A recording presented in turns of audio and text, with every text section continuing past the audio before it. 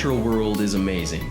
And I'm not just talking about the species of today. The remnants of prehistoric creatures like the mosasaur and the tylosaur, which we'll be drawing today, are just as impressive to behold as the animals at your local zoo, even if all that's left of them is their fossils.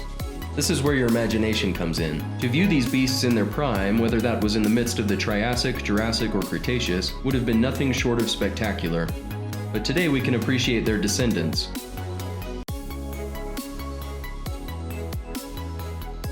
The tylosaur was basically the T-Rex of the sea. Mosasaurs breathed air, were powerful swimmers, and were well adapted to living in warm, shallow inland seas. Large mosasaurs were typical, with many species growing longer than 13 feet. Currently, the largest publicly exhibited mosasaur skeleton in the world, nicknamed Bruce, is just over 43 feet long, but scientific speculation places them up to 56 feet in length. Mosasaurs had a body shape similar to those of modern-day monitor lizards, but were more elongated and streamlined for swimming. Their broad tails supplied their locomotive power. Until recently, mosasaurs were assumed to have swum in a method similar to the one used today by conger eels and sea snakes, undulating their entire bodies from side to side. However, new evidence suggests that many advanced mosasaurs had large crescent-shaped flukes on the ends of their tails. Rather than use snake-like undulations, their bodies probably remained stiff to reduce drag through the water, while their tails provided strong propulsion. These animals may have lurked and pounced rapidly and powerfully on passing prey, rather than chasing after it. They were the last of the great sea lizards, at the top of their prehistoric food chain. They were real-life sea monsters, and we're going to draw 2. For our first drawing, I'll be using Canson Mi-Teintes pastel paper, color blue, with Prismacolor oil-based black and white colored pencils, black for the darker values and white for the highlights, along with a kneaded rubber eraser. For our Mosasaurinae, we'll look at a profile fossil image for reference, but showcase a frontal 3/4 view with mouth agape after a prey item. Maybe a prehistoric shark, a distant ancestor of the great white. Start out by sketching a rough outline of its different body sections: head, rib cage, fins, abdomen, tail.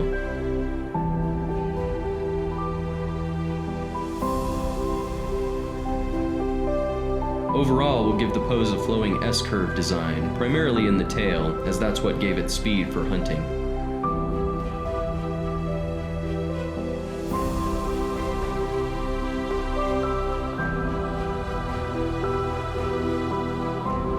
Once we've got the overall shapes in place, we'll start to flesh out details more and more as we go, fixing anatomical mistakes and refining textures and values.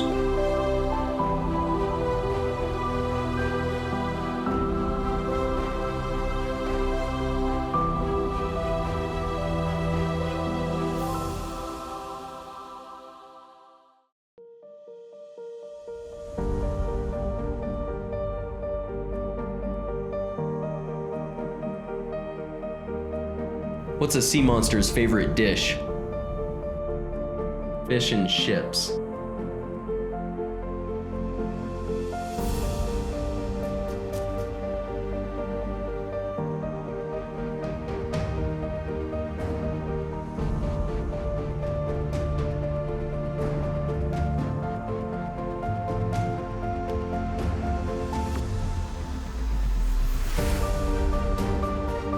A lot of people think art is solely a right brain function, but I think drawing entails a good amount of problem solving, a left brain function as well. As you build up the lines and shapes of your image, you're constantly searching for errors or problem areas and working to fix or eliminate them. Perhaps art is more mathematical than many believe.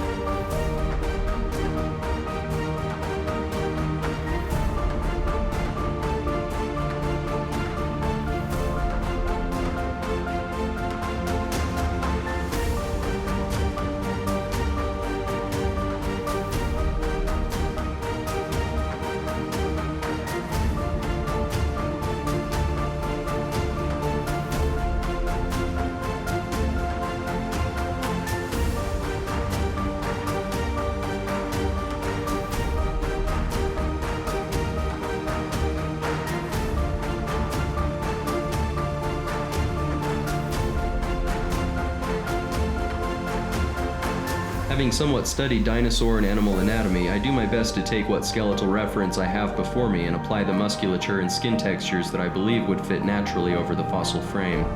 Drawing prehistoric or extinct life is somewhat of a guessing game, no matter how educated or experienced you are in paleontology.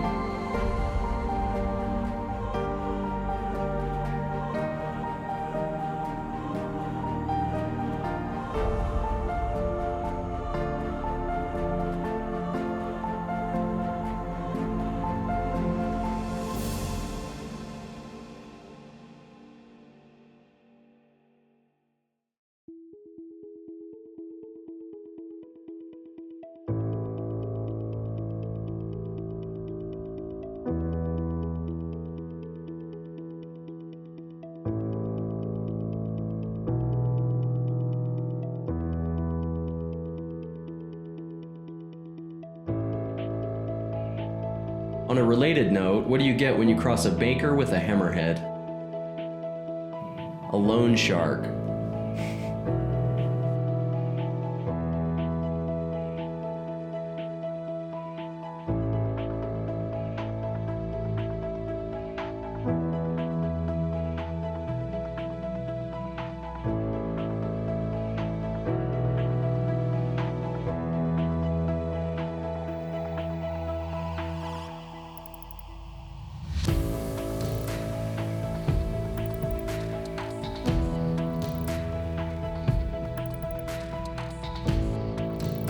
We'll focus a bit on the shark as its prey item.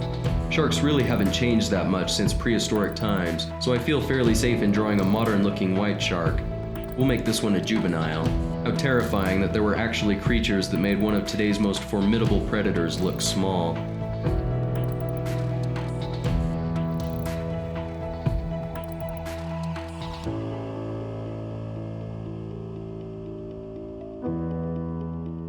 We'll switch gears a bit and focus on our highlights with the white colored pencil, imagining the caustics of light dancing over our predator's skin from the surface above.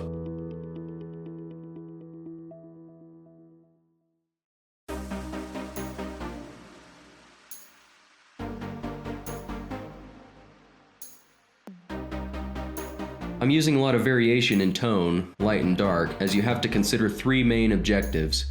First, the animal's coloration, generally darker on the back and lighter on the underbelly, but with patterns, stripes, or spots. Second, the animal's skin texture. And third, how the light plays over it, casting shadows. The medium tone of the paper helps, so we don't have to shade as much, allowing us to focus primarily on the whitest whites and the darkest darks.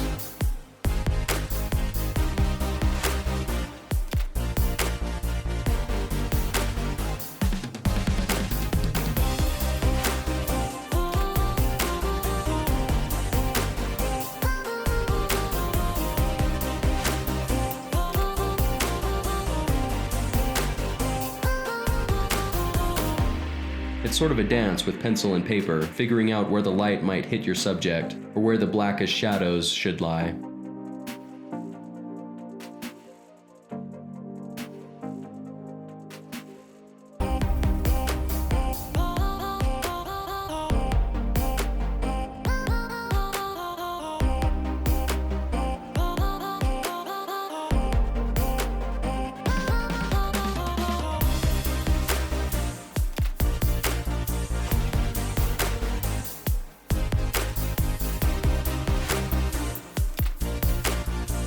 As you near the end, you just have to decide how detailed you want your piece to be. Do you want it to be loose and sketchy, or tight, detailed, and polished, or perhaps somewhere in between?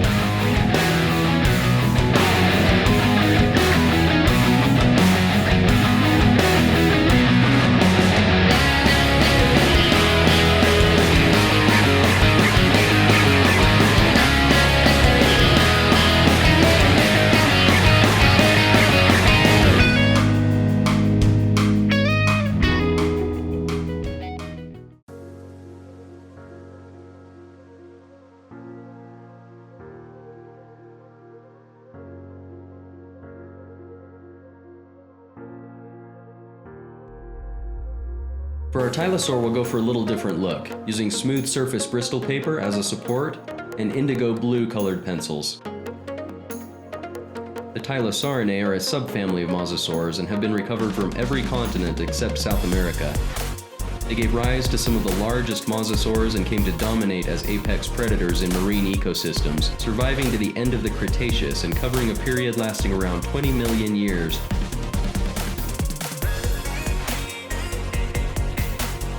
The name Tylosaur comes from the Greek tylos, meaning knob, and sauros, meaning lizard.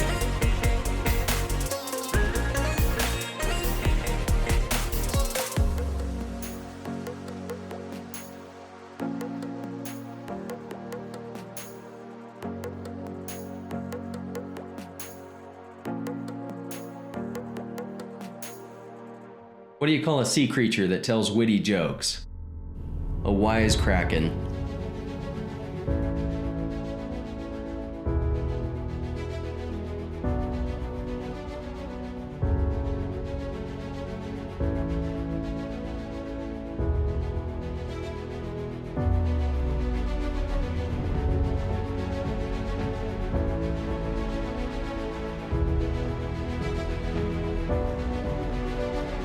Stomach contents from a Tylosaur recovered in South Dakota included remains of another mosasaur, a bony fish, the large flightless seabird Hesperornis, and possibly a shark, indicating that Tylosaurs were generalists. Another specimen included the bones of a small plesiosaur.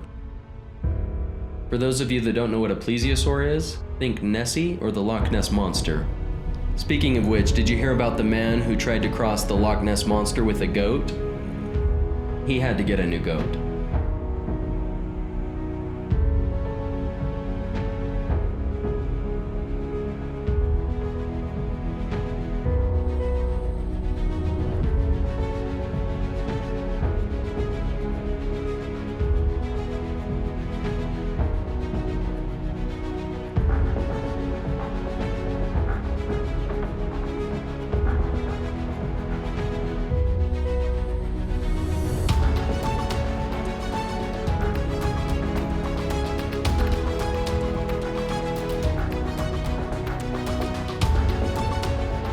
Lightly built with buoyant bone structure, the Tylosaur's physical traits suggest that they may have been ambush predators.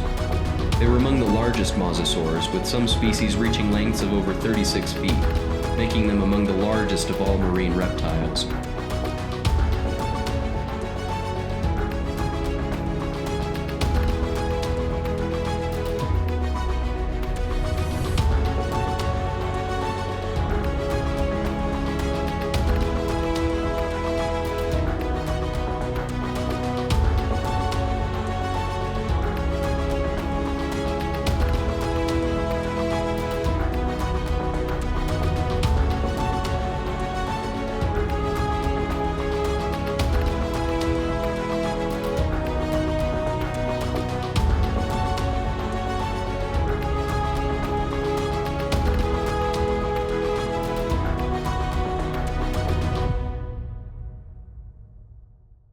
As you can see, I'm drawing a thinner snout than our previous mosasaur, and a different tail shape, singular and flowing like an eel's rather than forked like a shark's.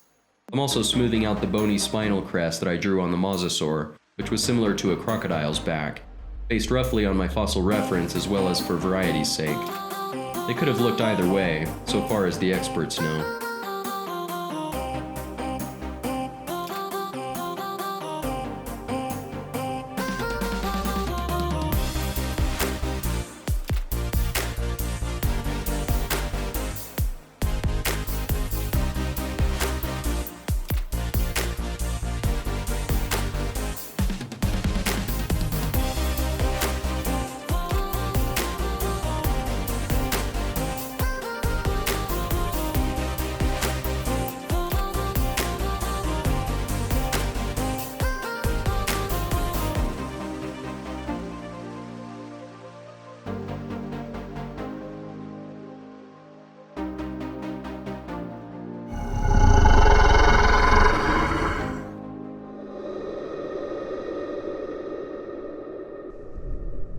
So we have our prehistoric sea monsters, the mosasaur and the Tylosaur.